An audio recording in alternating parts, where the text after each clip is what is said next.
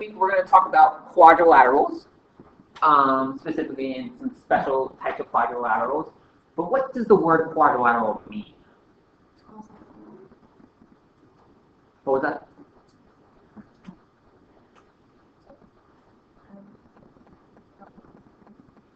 What did you say?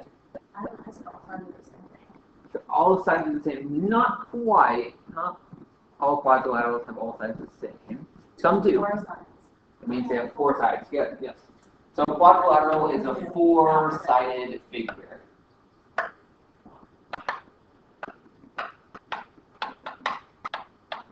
Four-sided figure, four-sided shape. So any shape that has four sides is considered a quadrilateral. What are some special types of quadrilaterals that you know of? Trapezoid, square, parallelogram.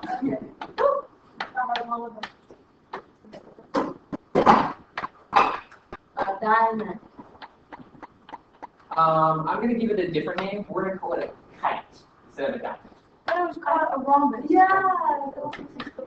Oh, okay, so rhombus and kites are two different things. So kite is one, and then a rhombus is another diamond-like shape. These are the times when I ask a kite, a rhombus, a diamond. Yeah, which one we used to do all of it. Any others you can think of? Rectangle. These are the 6 main quadrilaterals. There might be one or two other ones that have special names to them, but these are like the 6 ones you think of when you think of quadrilaterals. We are mainly going to talk about the 4 that's on the right. The square, parallelogram, rhombus, rectangle. Trapezoids and kites will come up a little bit, but that's not as important to us. Parallelogram is the main one that we'll talk about, and we'll talk about why specifically more tomorrow on how parallelograms relate to the rest of them. But we're going to mainly talk about parallelograms today.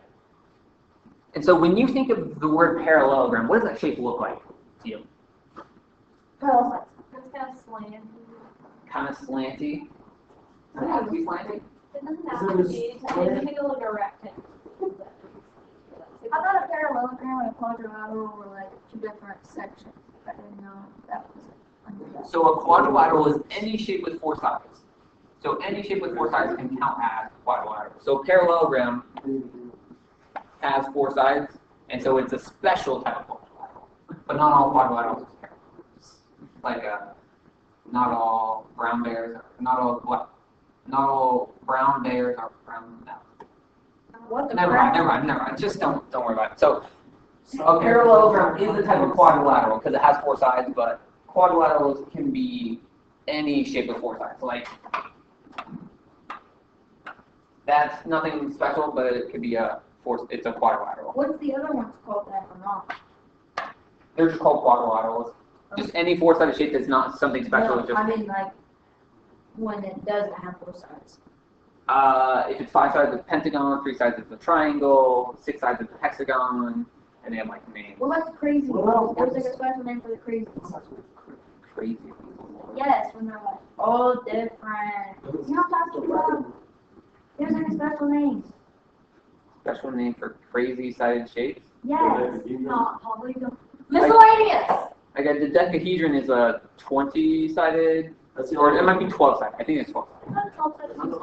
What happens if it only has 2? I only know up to like 8 or 9. I don't know. I know up to like 12. Yeah. I win. So that's not important. So they have names for it. It just determines on the number of sides. So the number of sides determines the name for the shape.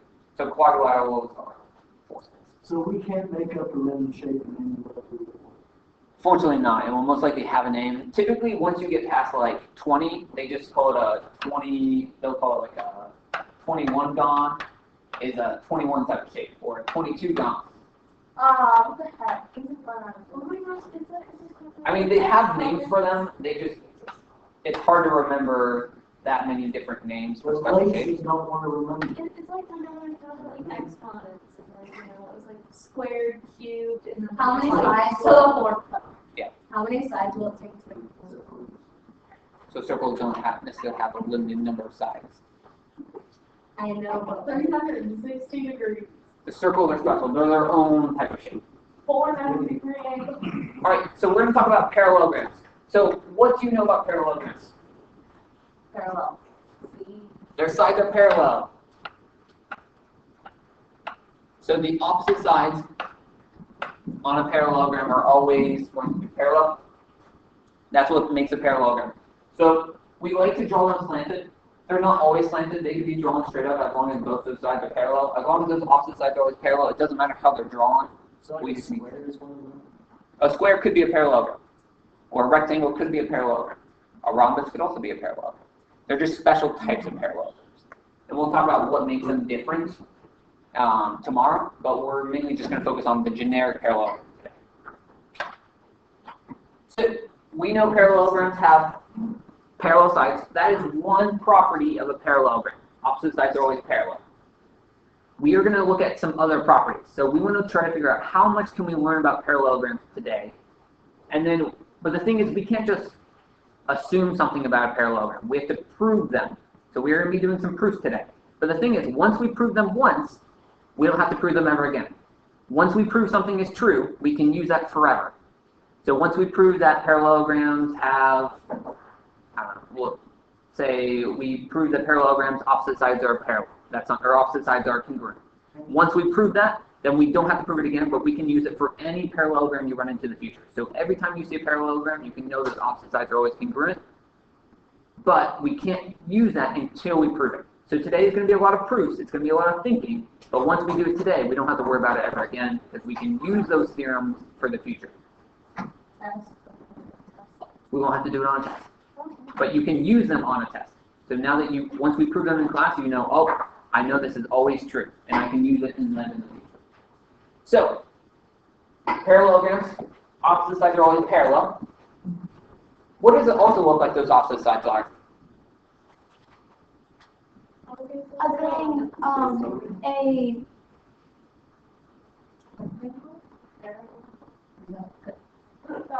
What's thing we used to do?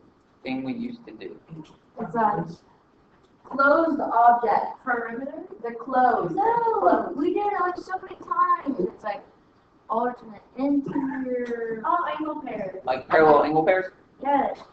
So we do make a set of parallel lines, and with their transversal. So we do have alternate angle pairs, and we will be using those a lot today, because we do have parallel. But what about the lengths of them? What does it look like? The top and bottom are the same, and the sides are the same. So the lengths are congruent. So your top and bottom are the same, and your left and right are the same. So opposite sides on a parallelogram are congruent sides, or they have congruent lengths. That's what we want to try to show. So it looks true, and we think it's true. Now we have to show that it's true. That's going to be our goal for this proof. How can we show that those opposite sides are equal to each other? Well, let's think. What is the only thing we know about parallelograms so far? They're each 90 degrees. We have parallel sides. That's the only thing we know so far.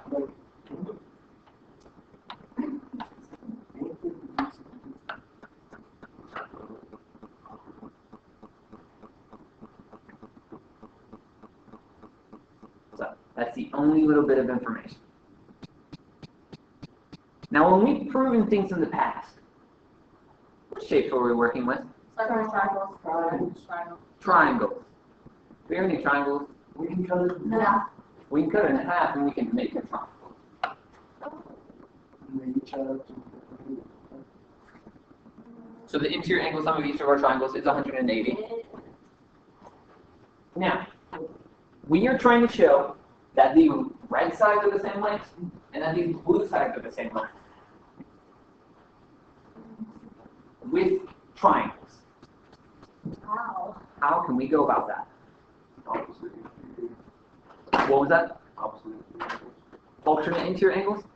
So that would show us two angles are the same, but why would that help us? How can that? What was that? The two sides are the same. How can we show the two sides are the same? Sides. If they were right triangles, we could. But are these right triangles? Make us some. What have we shown with triangles in the past? What were we always showing with these triangles whenever we were doing proofs? But they were Congruent. That they were similar or congruent. Oh. Now, what do we know about congruent triangles? That. Three sides are different. What do you mean they're the same? Like the side length, like sides, angles. So side lengths are all the same, and angles are all the same. So if I show that these two triangles are the same, that means my red sides are the same length, my blue sides are the same length, and my black side is the same length. Is that true? How about hypotenuse? Okay, so if we can show that triangle ADC is congruent to triangle CBA, then we can prove that opposite sides on a parallelogram are congruent. But we need to show these two triangles are the same. Now, what do we have so far? What do you mean in the hypotenuse? Okay, let's call it the sharing side. Haven't we done this The long before? side. Yeah. What do we call it when two triangles share a side? Zero line. Reflection, right? Angle reflexive. Oh my word! So when two triangles share a side, we call it the reflective property. So reflective property says that AC is congruent to CA. So those two triangles are they have one set of parallel or one set of congruent sides. Thing is, that's only one set of sides. We need three pieces of information in order to show things are congruent to each other. Now, what other information can we use? Or what from this picture have we not utilized so far? That's if we're talking about trigonometry. Trigonometry only works for right triangles, though. We don't have any right triangles. We haven't shown that like the two sides are the same. Well, that's what we're trying to prove. We're trying to prove that the sides are the same. And we can do that showing that these two triangles are the same. But remember, when proving two triangles are congruent, we have to show three pieces of information, either three angles two pieces of angle in a side, or three sides are the same. That's like our side, side, side, or side, angle, side, those types of things. So we need two other pieces of information.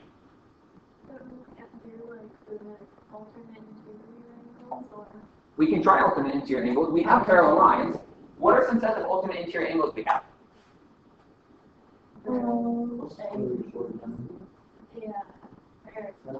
Which one do you pick? What do you mean? Which one? Which set of parallel lines? You can do necessarily both. So let's pretend we don't have these two lines, and we just have the blue, black, and blue. So I have a set of alternate interior angles right here. So that would be angle BAC is congruent to angle DCA, and that's alternate interior angles. Scribbles. But if we look at the other angles, if I pretend I don't have those blue lines anymore, and I just have the red, black, and red, I have alternate interior angles right here. So that's angle DAC, which is congruent to angle BCA. And those are alternate interior angles. Is this enough information? Yes. Now, what type of congruence property would this be? Oh, what? Hello. It's angle. Angle side angle. Angle, side, angle. So just looking at one triangle, we have angle, side, angle. And so by angle, side, angle, these two triangles are congruent. And because these two triangles are congruent, we have congruent side lines. And so we can prove that on any parallelogram you ever run into in the future, the opposite sides will always be the same. And so this is going to be true for any type of parallelogram you ever encounter. So do we have to remember all that work when we say angle side angle? You don't have to remember all that work. You won't have to prove this to me ever again. Yeah. But if you ever encounter a parallelogram and you need to know some information about those opposite sides, you can automatically say, oh, I know the opposite sides are automatically true because we already showed this in class. And so you can use that with whatever type of problem you might be encountering. And so we don't ever have to prove this again. But once we've proved that it's true, we're done. Now we can use this anytime. And so proofs aren't necessarily something that you need to memorize or you need to do a lot. It's just something that you can use to show something's true. And now that you've shown it true, you can use that truth. So like on any parallelogram, we can do equal side. For any parallelogram, you can say that the opposite sides are congruent. That's what we were trying to show. We just showed it while using triangles and using our angle calculator, because that's how we've shown things in the past. This was just our method, but this is what we were actually trying to learn. Why do we have to do all that if we just know it is? But we didn't know it was. We thought so, but now that we've proven it's true, now that we know it's true. And it has So- It's like, I think all tigers have stripes on them, but I don't know. I've never proven that all tigers have stripes on them. But I feel like it's always. But that just works for a parallelogram. But how do you know it works for all parallelograms?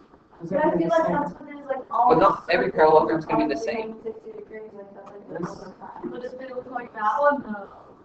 So the thing is, Colin, did we use any numbers on this? No.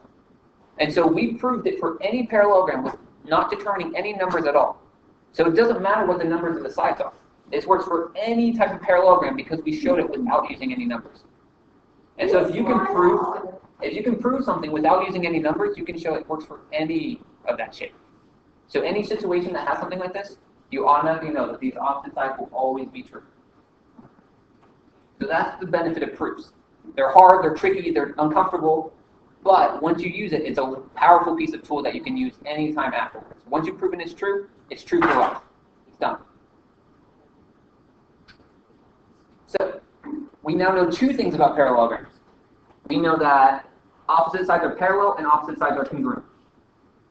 We're going to hopefully learn 4 things today. So we have 2 of them now. Now, consecutive angles. What are consecutive angles again? Think about those thinking about those parallel line angle pairs that we talked about in the past. This, skip.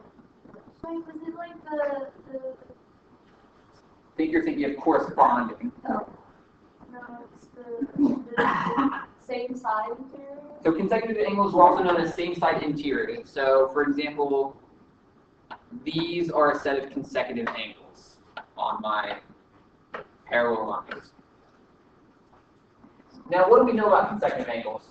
What did they do?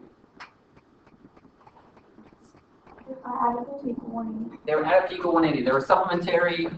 So What does consecutive mean? So consecutive was a type of angle. In English or in like literature, it means next to. And so consecutive angles are next to each other on the same side in parallel or following. And so we could say if one was x degrees and the other was y degrees, they add together to equal 180. They're supplementary to each other. So if these two are consecutive, what are these two?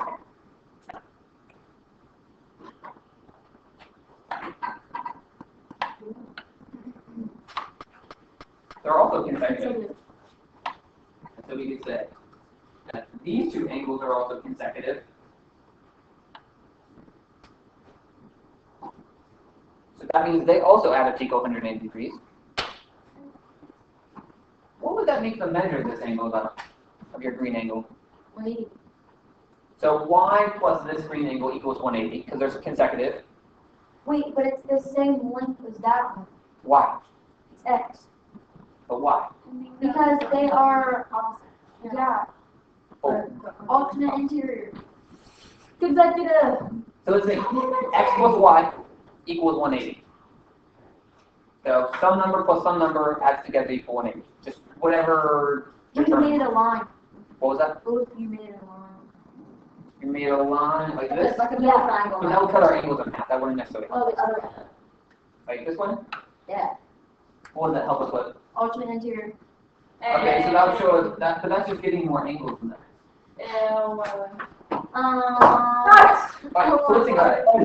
X plus y equals 180 degrees, right? Yeah. And then this random angle plus y also equals 180 degrees. So they have to be the same, though, because, supplementary angles. So the only possibility to put in there would have to be They're both x. X plus Y equals 180. Woo! So that means this angle in here has to be x, because it's It's the only possibility. That doesn't show you anything. What do you mean? What's X? You don't know. It doesn't matter. X could be whatever angle it is. It could be 3, it could be 400. We're not looking for the numbers. We're just trying to show that any parallelogram, your opposite angles will always be congruent. Same thing for this one. If you thought, okay, x plus what angle, or x plus what angle equals 180? Oh, x plus y equals 180. These are just variables. It doesn't matter what those numbers are. They could be 100, they could be 80, they could be 24. It doesn't matter. We're just thinking about the thought process. But by consecutive angles, you know that these opposites have to be the same. And so, anytime you run into a parallelogram, you look at those opposite angles, you can automatically assume, oh, I know these have to be the same. These angles have to be the same by those consecutive angles. So that's a third piece of information. Opposite angles on a parallelogram are always congruent. So far we know opposite sides are parallel, opposite sides are congruent, and then opposite angles are congruent. So that's 3 pieces. We're going to learn one final truth of parallelograms, so one final property. And that's going to be diagonals. So a diagonal on a quadrilateral is when you connect one corner to the opposite corner. So we have 2 diagonals on this quadrilateral. What was that? So our 2 diagonals cross, and if we notice they cross at a point, what we are trying to show is that these bisect each other. Colton, let's look this way, please. So the word bisect means to cut in half. That means each of these points, or each of these lines, when they touch at this point, is being cut in half into equal pieces. But the thing is, it's just halves for the dissection, or the bisection. So this half of my bisection isn't equal to this half. It's only equal to the other blue. So the blues are the same length and the reds are the same length. But it doesn't necessarily mean this diagonal is equal to this diagonal. But we want to prove that. We want to prove that when you have 2 diagonals on a parallelogram, that they bisect each other. They cut each other in half.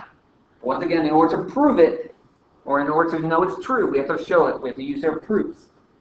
So we have to think, how can we show that DP is the same length as BP, and that AP is the same length as PC? That's our goal. That's what we're trying to show.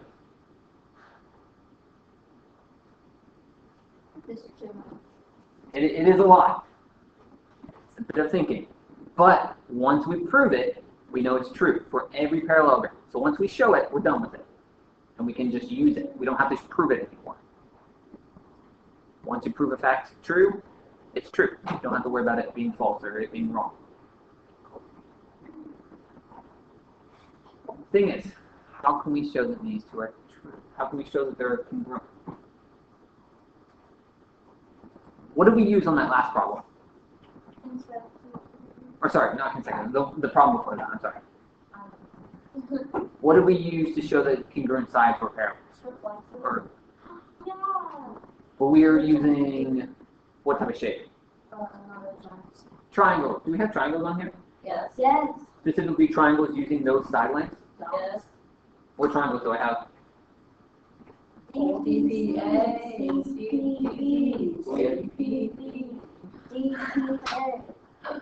I only need 2 triangles necessarily.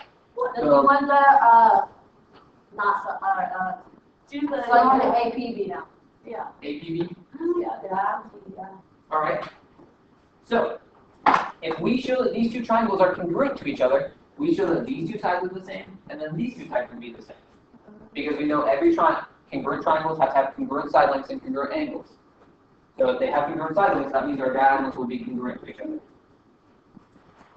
So if we can show that triangle DPC is congruent to triangle APB, then we're good. But we need to show that. So far, we don't know anything about those lines and the length of the lines. But what do we know about parallelograms at the moment? Well, We have parallel sides. We know that. What else do we know? they're all the same. Well, Well, 2 they have a sides are midpoint. the same. Our opposite sides are the same. So these are the same length, and then these are the same length. So if these are the same length, that means AB, Peter will catch up, AB is congruent to, not just one angle, BP. What did you call those one sides are? Well, we haven't proven that these sides are the same yet.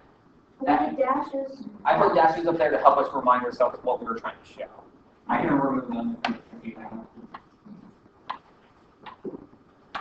But we're trying to show those sides are the same. But we don't know that necessarily yet. But we have one side. Okay. So we use the fact that parallelograms have opposite sides are congruent. What other facts of parallelograms did we talk about? What was the first thing you said? One that like someone bought my sandwich? Same on the bottom is the same. Or I don't know, like Some reflexive. Maybe that they have the same midpoint. Or like P is like the. He is the What can you tell me about the opposite sides from P, or the opposite angles? Oh, they're This one was my favorite one, I don't they're remember. like they're the same thing. Supplementary. No. One supplementary, Vertical. vertical angles. So remember, If it's vertical angles were, if you had like an intersection, the angles opposite of those intersections were always congruent. They're going to be congruent. Supplementary added up to 180 degrees. That was if they were a linear pair, if they like made a line. But for vertical angles, they'll always be congruent. So angle DPC is, angle DPC is congruent to angle BPA. So that's what you had to do to figure that out. So we have one set of sides, one set of angles. We still need one more piece of information. What? What do we need? Because remember, let's say you were congruent triangles, we always had to have three pieces of information. We only have two so far. What are we trying to find now? Oh. Oh my god. So we're trying to show that these two triangles are congruent. We use vertical angles, we use congruent sides. What haven't we used? The line in the middle. Our diagonals? Oh, never mind. That just makes the triangle. What other fact about parallelograms do we know? That they. See, we know that all those sides are the same length, right? No. We don't know that. We do. Yeah, Well, but we- that and We know that. the opposites are the same. So then, if we already know that, then why can't we just say that as a proof? Like, we just know already that the sides are the same. We did. I That gave know, us this. but that's the same for the other ones too. For the diagonals? Yeah, I know.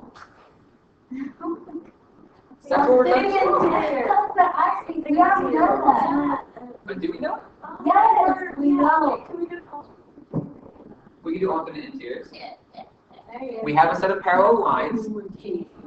So alternate interior angles would be congruent. That gives us angle BAP is congruent to angle DCP, which gives us side angle angle. So by side angle angle, we have shown that these two triangles are congruent. By showing these two triangles are congruent, we now know that our diagonals are congruent to each other. That It's was way a too much work. I know. But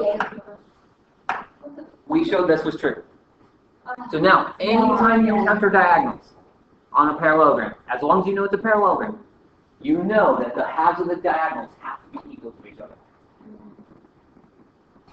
That works for every parallelogram. We don't have to show that ever again. We don't have to work for that proof ever again. Now that it's true, it's true. But we can use these facts.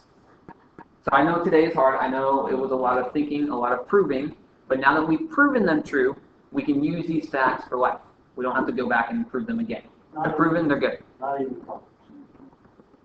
I mean, I don't think you'll be doing like geometry like this in college. I will be. Okay. I mean, if you're taking like an advanced geometry class, you might have to run this, but your calculus necessarily, you won't have to worry about parallelograms as much. So we talked about a couple things today. So these were our 4 properties of parallelograms that we learned. Properties of.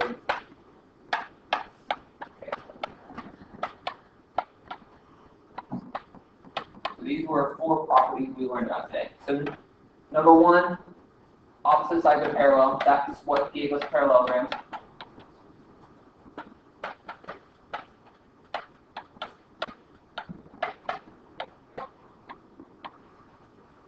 Number 2, opposite sides are congruent.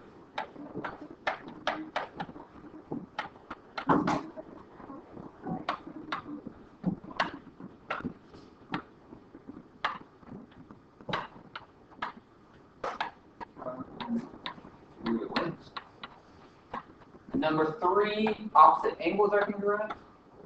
That was with our consecutive angles.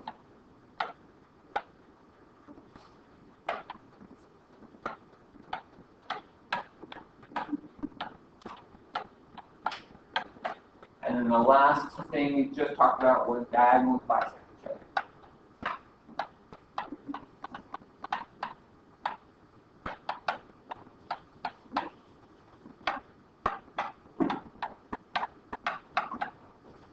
So, anytime you encounter a parallelogram from here on out, you know this is true. So anytime you encounter a parallelogram, I can automatically assume, oh, my opposite sides are congruent. Oh, my opposite angles are congruent. My sides are parallel. My diagonals bisect each other. That works for any parallelogram. Tomorrow we're going to talk about special parallelograms. What are some special parallelograms that might have these options, or that will have these options? What are some special parallelograms that you might encounter more frequently than just a normal parallelogram? Let's look at one final problem today that utilizes one of these things to help us.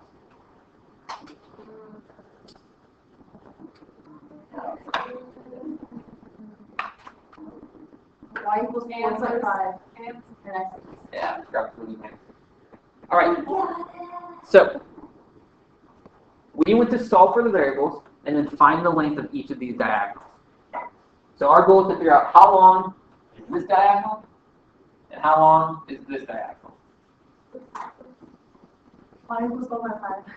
Educated guess. Now, how can we go out and solve this? You can set them equal to each other since they're the same. We know that the sides are the same. We know that the lengths of diagonals are the same. They bisect each other. So these have to be the same. Oh, look at that. So we can set them equal to each other. So y plus 11 equals 3y plus 2. Then solve it like you know how to. 2x plus 6 equals 3x. So if we solve this, well, how would we go about solving? Get y on one side. What side? This way. On the right? Alright, so how can we do that? Minus y.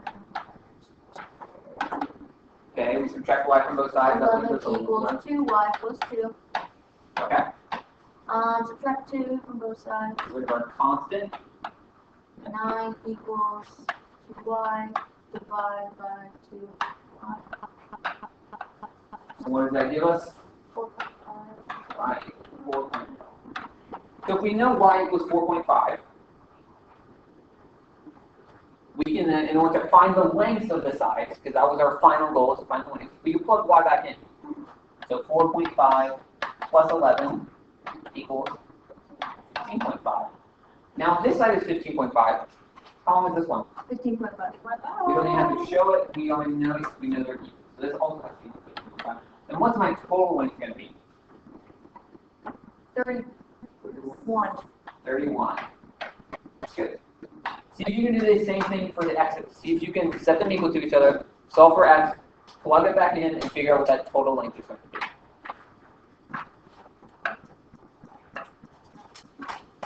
All right, what do we find for x? 6. X equals 6. So what does that make our length of our side? 18. 18. So if you're both 18, what was the total? 36. 36. Oh, there you go. So once again, tomorrow we're going to talk more about parallelograms. We won't have to prove things necessarily, but we'll be using this information to talk about special types of parallelograms and using them to show whether something is a parallelogram or not, or using them in special ways to utilize the properties. Now that we've proven it, we don't have to prove it again. Ever.